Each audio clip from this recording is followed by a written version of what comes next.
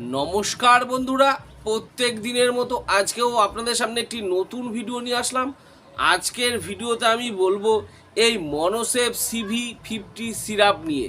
এই সিরাপটি কিভাবে ব্যবহার করবেন, এর কি ডোজ আছে, এটি কোন কোম্পানি তৈরি করে, এই মেডিসিনটির কত দাম করেছে, এই মেডিসিনটির কোনো বিকল্প মেডিসিন আছে কি না, সবশেষে জেনে নেব এই মেডিসিনটির কিছু পার্শ্ব প্রতিক্রিয়া।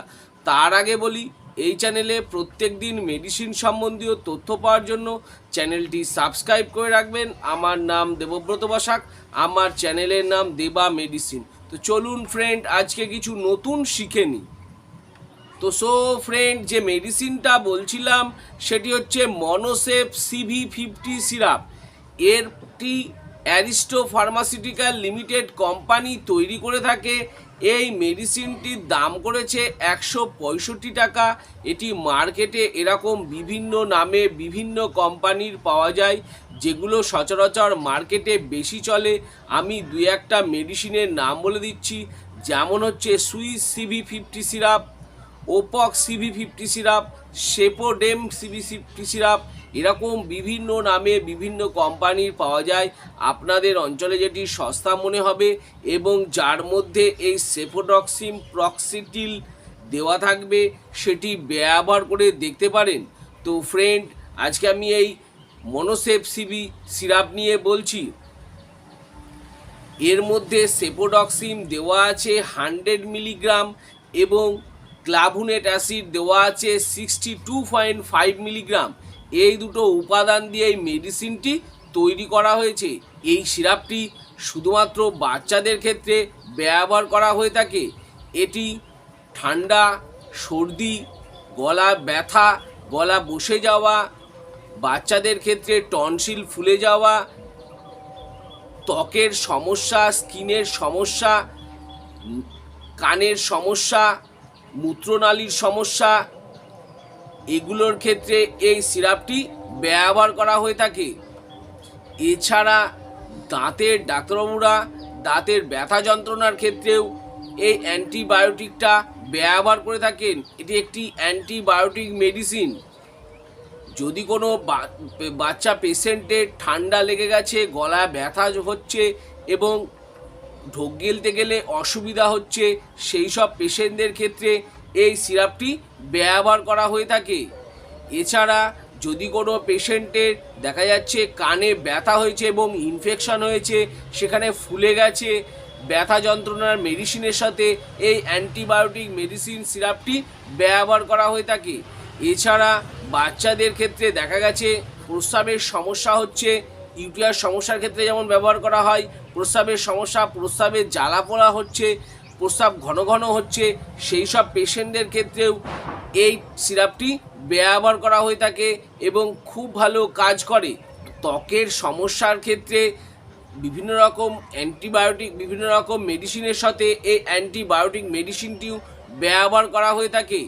টনসিলাইসিস বা ঠান্ডা লেগেছে, ফুসফুসের সংক্রমণ হয়েছে, সেই ফুসফুস সংক্রমণের ক্ষেত্রেও বাচ্চাদের এই সিরাপটি ব্যবহার করা হয়ে থাকে।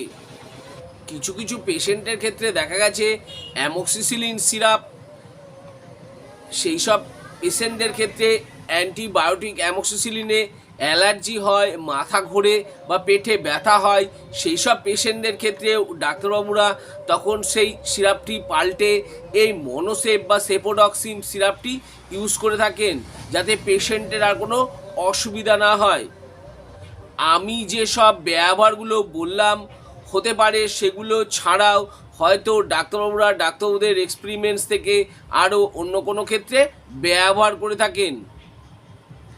এবার জেনে নেব এই মেডিসিনটির ডোজ বা খাবার নিয়ম। এই সিরাপটি দেখতে অনেকটা এরকম। এর মধ্যে একটি ডিস্টিল ওয়াটার থাকে 10 ml এবং একটি পাউডার, যেটা মনোসেফ সিভি 50 বা মনোসেফ সিভি সিরাপ। এই জলটা এই খাজ পর্যন্ত ভালো করে দিতে হবে এবং দেওয়ার পর বাচ্চার বয়স এবং ওজন অনুপাতে দিনে 2 বার বা 3 বারও খাওয়ার জন্য ডাক্তারবাবুরা প্রেসক্রাইব করে থাকেন। সাধারণত এটি সকালে একবার এবং রাত্রে একবার খাবার পর প্রেসক্রাইব করে থাকেন।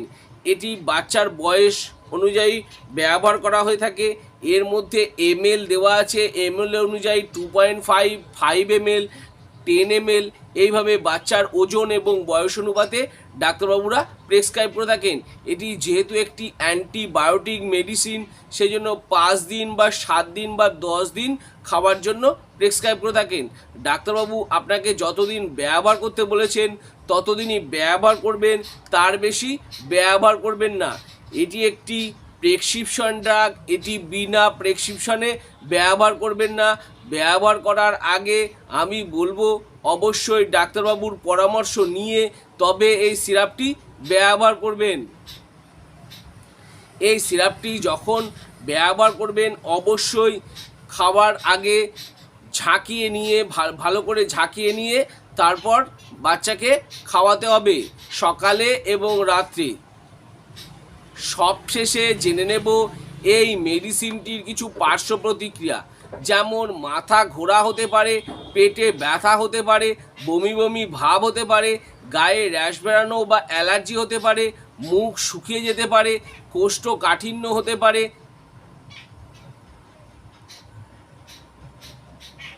কালো মল হতে পারে ইত্যাদি হয়ে থাকে। আমি যেসব পার্শ্ব প্রতিক্রিয়াগুলো বললাম হতে পারে, সেগুলো ছাড়াও যদি আরও অন্য কোনো সমস্যা দেখা দিয়ে থাকে তাহলে আমি বলবো এই মেডিসিনটি বন্ধ করে দেবেন এবং সঙ্গে সঙ্গে ডাক্তারবাবুর পরামর্শ নেবেন। তো ফ্রেন্ড, এই মনোসেফ সিভি সিরাপ নিয়ে ভালো করে বুঝিয়ে দিলাম।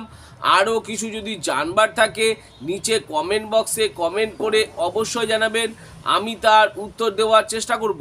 আর আমার এই ছোট্ট ভিডিওটি যদি ভালো লেগে থাকে তাহলে অবশ্যই একটি লাইক করবেন। আর আমার চ্যানেলে যদি নতুন হয়ে থাকেন তো চ্যানেলটি অবশ্যই সাবস্ক্রাইব করে রাখবেন।